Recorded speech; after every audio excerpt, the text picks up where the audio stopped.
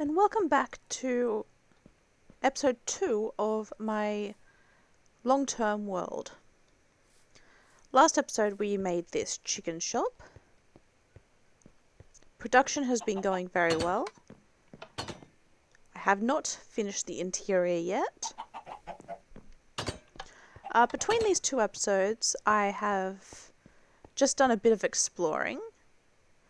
I've just done and filled in these two maps here. And I'll show off a few of my discoveries. So I was just exploring my world. I am to the northwest of my city at the moment. You can just see it in the bottom right corner of this map. And I found this cool little cave. Just comes through here. Got nice waterfalls, lots of exposed ores. We are in a mountain area, so I did notice that there was an emerald over here somewhere. There it is. Haven't lit it up yet. As you can see, I did come through here.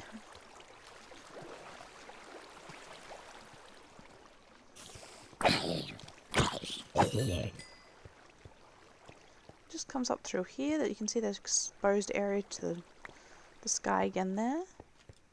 I just thought it was really cool. Maybe we could do something with this later. Ow. Let's take care of this, huh?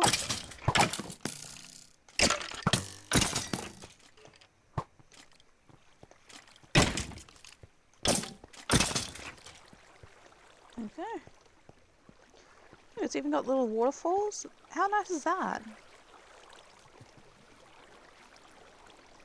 I think this would be a great place to make something interesting inside. Maybe a little like dwarven outpost.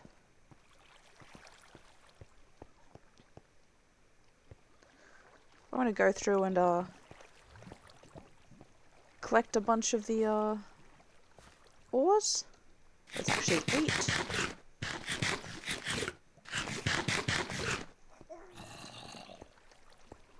Yeah, I'm gonna go around, collect some of the ores, and continue filling in the map. So we just came out of the cave. That is just up there in that darkness. And as I was walking along, I had found this crevice, and I looked down, and we've actually got deep dark down here. Could be really interesting if we do our idea of building something in that cave.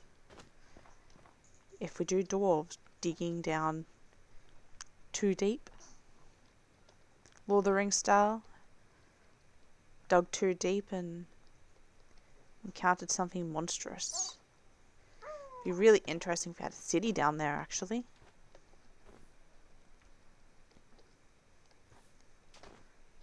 We'll come back and explore this later. We're still up in that northwestern part of the area I've been trying to just fill in the map of, and I've found this absolutely gorgeous area. Big bowl inside these icy peaks.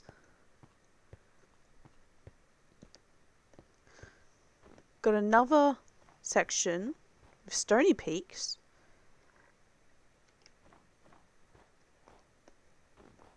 We're a decent distance away from that last section we saw, but it would not be hard to join it up, especially if we're going to do dwarves living in this section. Having a nice bridge across this ravine, like this is huge. I do have free cam on. Can you imagine having a bridge from there to there?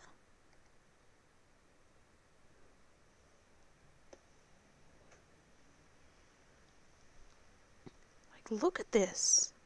It's huge. Absolutely gorgeous.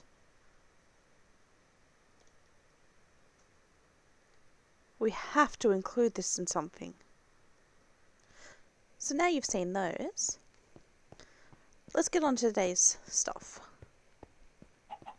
So as I mentioned last episode, I was wanting to expand this lake and continue the river on and out. Well, not continue on, widen the river. There's the correct term I'm looking for. As it's quite skinny in places at the moment. I have started collecting some dirt. So we've got just some normal dirt here, and we've got just a little bit of grass. I'm wanting to cut out this side a little bit, bring this back. That whole section here, let's get up a little bit of a vantage point. So I'm wanting to cut this section here completely off, maybe to about there. Widen this right out, all the way to about here. Cut the lake more into here. And we'll see about going over that side as well, but I'm not 100% sure on that.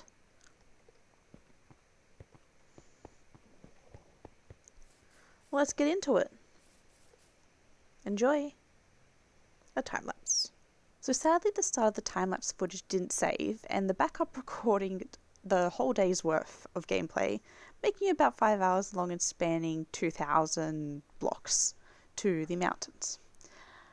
Sadly, my laptop is not strong enough to process that kind of footage, especially that long and that kind of distance. It does cause my game to crash out whenever I try and access it, so it was definitely gone. The main event did get recorded perfectly, so here you go.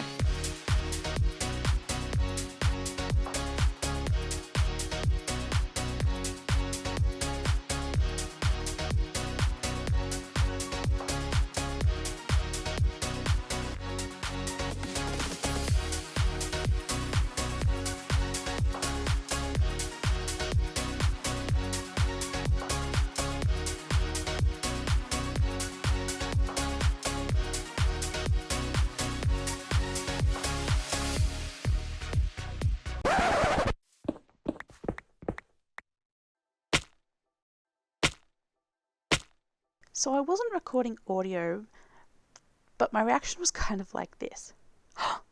Whoa, that could have been bad. Ooh, diamonds. So I did know this cavern was here. As you can see, it is quite extensive, spanning the whole lake and parts of the city. I really think in the future this will be very fun to explore, and maybe set up something fun in the underground area underneath the city. Now let's get back to the time lapse.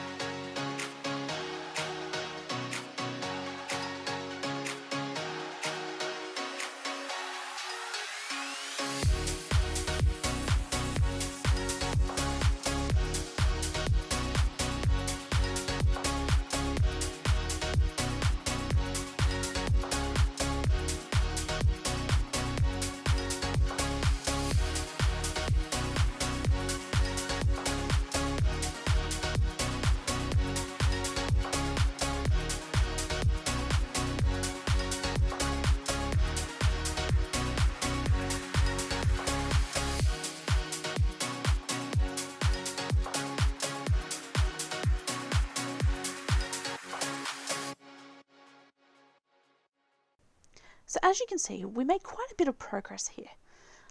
I do still need to widen it more at the top half of the lake, as well as making it all very deep. I did lose my netherite silk touch pickaxe during this. I just wasn't paying attention, half asleep, binge watching, you know. So let's go and replace that now, shall we? So I was quite surprised on how quickly I actually got all this done. Got my silk touch quite quickly, went after getting efficiency 5 and unbreaking 3. In that process, I did actually manage to get a silk touch efficiency 4 and unbreaking 3 enchantment in one go. Using that as well as another efficiency 4 I got previously, I combined those two and then went to my villager and got mending. From there, then we went into the nether and collected some netherite, as I didn't have enough at the time.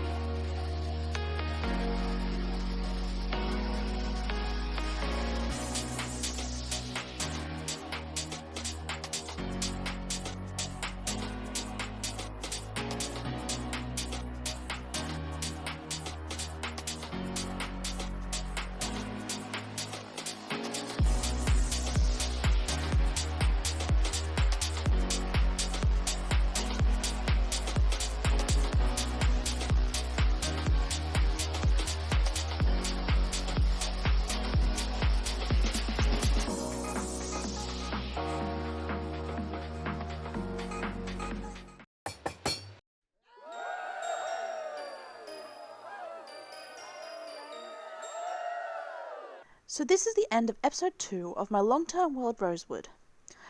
While I wish I did more, I've got a lot done. I expanded the edge of the lake and made it nice and deep in one section at least. I broke and replaced my netherite pickaxe, and in my downtime I've been filling in the last 2 large map pieces.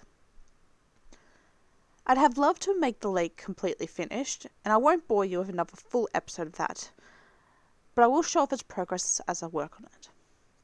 I have a few plans we could do for next episodes, and I'm going to make a bulletin board with all the planned and in-progress tasks. But first, I've been designing a logo for the world. Here's a sneak peek at it.